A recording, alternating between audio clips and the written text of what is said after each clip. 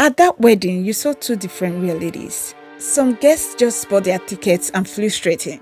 Others had to line up for visas, sweating over embassy. Imagine the whole world buzzing about your child's wedding. The internet is ablaze, the blogs are on fire.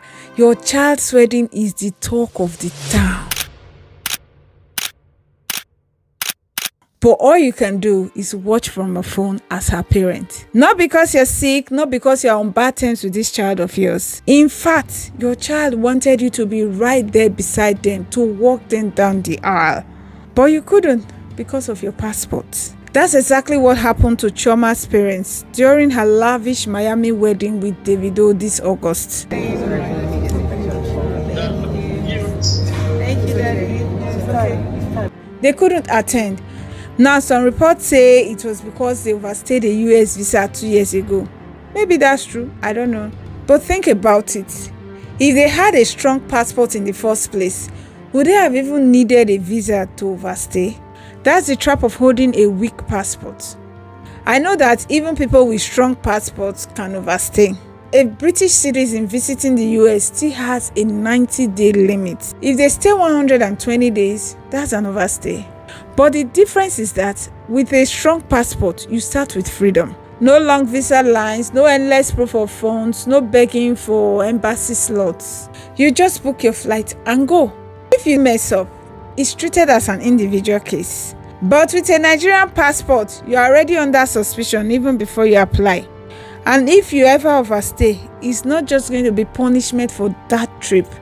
Your passport becomes your cage.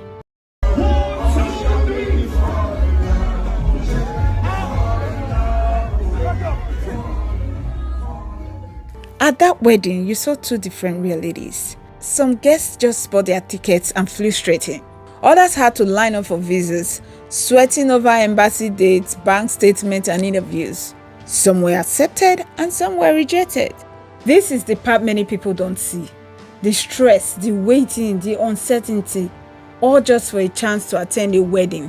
One mistake like overstaying the time you told Border Patrol and the door can close for years.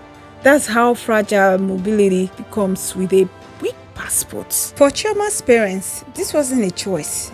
They really wanted to be there, but the passport in their hand said otherwise. Even Cubana Chief Priest couldn't make it. A man whose motto is money na water. But guess what? Even when money na water, the wrong passports can block you from entering the room. It shows you that money can buy private jet or even a first class ticket, but only your passport decides if you use it. Now, some people will say it's just a party. It's not that deep. How does this relate? Why are we talking about it? But it's deeper than that. A wedding is not just an event.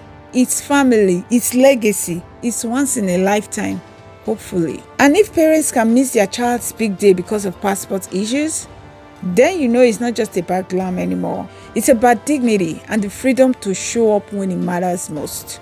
This is why a strong passport matters. It's not just about vacation. We're talking about freedom of movement, being present at the most important milestones of life. If you're living abroad legally, you already know the pain of missing a loved one's once in a lifetime event. Maybe a wedding or funeral you couldn't attend. And most times it's not even because of visas or passports. It could be because of ticket prices or jobs that won't give you time off. Think about it. Money can pay for a last-minute flight. It can pay for a last-minute hotel booking, and it can even pay for any outfit at any time. But it cannot erase the red stamp of a visa refusal overnight. And no matter how much you have, you cannot buy back a missed graduation, you cannot buy back a funeral, and you definitely cannot buy back a wedding. And this issue is not stopping with Chioma and Davido. Look at Temi Otedola, who allegedly had a wedding in Iceland the same weekend as Chioma and Davido. Imagine getting that invite as a friend or family of the groom, a once-in-a-lifetime event, and not being able to attend simply because your passport locks you out. These destination weddings are becoming the new trend among Nigerians. Today is Miami, tomorrow is Dubai, next week it might be the Maldives.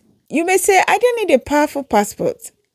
But what if your child dreams of a destination wedding? Would you risk being denied a visa and missing the biggest day of their life? Or would you force them to cancel their dream venue just so you could attend?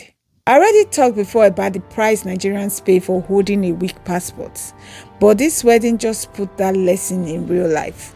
You see the consequences play out, not just for ordinary people, but also for the rich and famous. Check out that video here. And that's why many Nigerians in the diaspora value these foreign passports.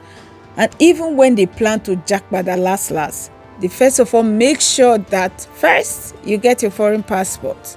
Because you see these little books, they can be more powerful than money. It's the difference between watching from your phone and being there in person, or being invited and actually being there in person. Some people joke that money is everything. But when things like this happen, you quickly realize that sometimes the passport in your hand is worth more than the money in your account. So yes, money can be water, but your passport can also be your gatekeeper.